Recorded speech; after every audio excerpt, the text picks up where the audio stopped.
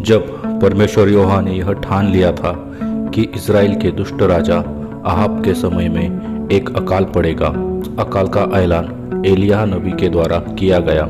उसके बाद एलिय्याह नबी को परमेश्वर ने अहाब से छुपा कर रखा, क्योंकि अहाब एलिय्याह नबी को मरवाना चाहता था। परमेश्वर ने एक चमत्कार के द्वारा एलिय्याह नबी के खाने का इंतजाम किया था। उस अकाल के समय में परमेश्वर ने कौवों के द्वारा एलिय्याह नबी को रोटी और मांस खिलाया। लेकिन जिस नाले के पास एलिय्याह नबी रुका हुआ था, उस नाले का पानी सूख जाता है। तब परमेश्वर ने एलिय्याह को आज्ञा दी कि सीदोन के सारपत नगर चला जा, और परमेश्वर कहते हैं कि मैंने वहाँ एक विधवा स्त्री को तुझे भोजन खिलाने की आज्ञा दी है। तब एलिय्याह नबी परमेश्वर की आज्ञा मानकर सारपत नगर उस विधवा के यहाँ चला जाता है। जब एलिय्याह नबी सारपत पहुंचा, तब उसने वहाँ एक गरीब विधवा को लकड़ी बीनते हुए देखा। उसके बाद एलिय्याह नबी उस विधवा से एक बर्तन में पानी मंगवाते हैं, और जब वह स्त्री पानी लेने के लिए जाती है, तब एलिय्याह नबी पुकारकर उसे कहते हैं कि अपने हाथ में रोटी का टुकड़ा भी लेते आना। तब उस स्त्री ने कहा कि मेरे पास एक भी रोटी नहीं है, केवल मुट्ठी भर मैदा और कुपी में थोड़ा सा तेल है। मैं लकड़ियाँ बीनकर इसलिए ले जा रही थी ताकि अपने और अपने बेटे के लिए रोटी पकाकर खाए और मर जाए। जब वह स्त्री एलिय्याह नबी को कहती है कि हम आखिरी बार खाना बनाकर खाएंगे और फिर मर जाएंगे, इसके बाद एलिय्याह नबी ने उससे कहा कि मत डर, मैंने जैसा कहा है वैसा ही कर।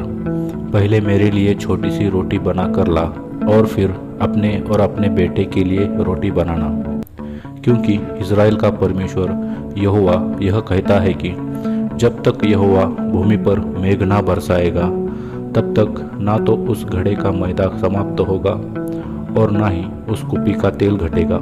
एलिय्याह की बात के अनुसार उस स्त्री ने ऐसा ही किया, और परमेश्वर के वादे के अनुसार वे माँ और बेटे बहुत दिनों तक खाते रहे। कुछ समय बाद उस स्त्री का बेटा रोगी हुआ और फिर उसका सांस लेना बंद हो गया। तब वह स्त्री एलिय्याह नबी से कहने लगी कि हे परमेश्वर के दास, मेरा तुझसे क्या काम? तू मेरे यहाँ आया है, फिर मेरा बेटा क्यों मरा? क्या तेरे परमेश्वर ने तुझे यहाँ मेरे बेटे को मारने के लिए भेजा है? तब एलिय्याह नबी ने उससे कहा कि अपना बेटा मुझे दे। तब वह उसे लेकर अटारी पर गया और उसे वहाँ खाट पर लिटा दिया, और फिर यहोवा से पुकार कर कहा, हे मेरे परमेश्वर यहोवा, क्या तूने इस विधवा के बेटे को मार डालकर इसके ऊपर विपत्ति ले आया है? तब वह उस बालक के ऊपर 3 बार पसर गया और पुकार कर कहा, हे मेरे परमेश्वर यहोवा, इस बालक का प्राण फिर इसमें डाल दे। तब एलिय्याह नबी की बात यहोवा ने सुन ली, और उस बालक का प्राण उसमें वापस आ गया और वह जी उठा। तब एलिय्याह नबी ने उस बालक को नीचे ले जाकर उसकी माँ को सौंप दिया और कहा कि देख, तेरा बेटा जीवित है। तब उस स्त्री ने एलिय्याह से कहा कि अब मुझे निश्चय हो गया है कि तू परमेश्वर का जन है और तेरा परमेश्वर सच्चा है, और जो कुछ तेरे मुंह से निकलता है वह सच होता है। दोस्तों, यहाँ हम देखते हैं कि इस घटना के बाद उस स्त्री ने यह स्वीकार किया कि अब्राहम, इसहाक और याकूब का परमेश्वर ही सच्चा परमेश्वर है। दोस्तों, इस पूरी घटना में हम कुछ बातों को सीखते हैं। सबसे पहले प्रभु हमें यह सिखाना चाहते हैं कि हम बड़ी से बड़ी मुसीबतों में भी परमेश्वर पर भरोसा रखें। जब एलिय्याह नबी को परमेश्वर ने सारपत भेजा था, तो एलिय्याह नबी को लगा होगा कि वहाँ कोई धनवान व्यक्ति उसकी मदद करेगा, परंतु वहाँ उसकी मदद करने वाली एक गरीब विधवा थी। परमेश्वर ऐसे कमजोर व्यक्तियों के द्वारा हमारी मदद करता है जिसके बारे में हम कभी सोच भी नहीं सकते। दूसरी बात जो हमें इस घटना से सीखने को मिलती है कि अपने हाथ को हमेशा खुला रखें।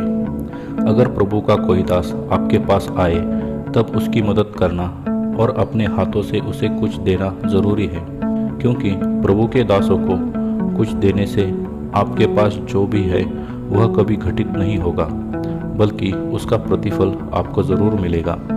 इसके साथ ही दोस्तों, अगर आपके दरवाजे पर कोई भूखा या ज़रूरतमंद व्यक्ति आता है, तो अपनी घटी में से भी आपको उसकी मदद करना है, क्योंकि प्रभु ने भी यही कहा है कि जो मेरे इन छोटों में से छोटों के साथ करता है वही मेरे साथ करता है।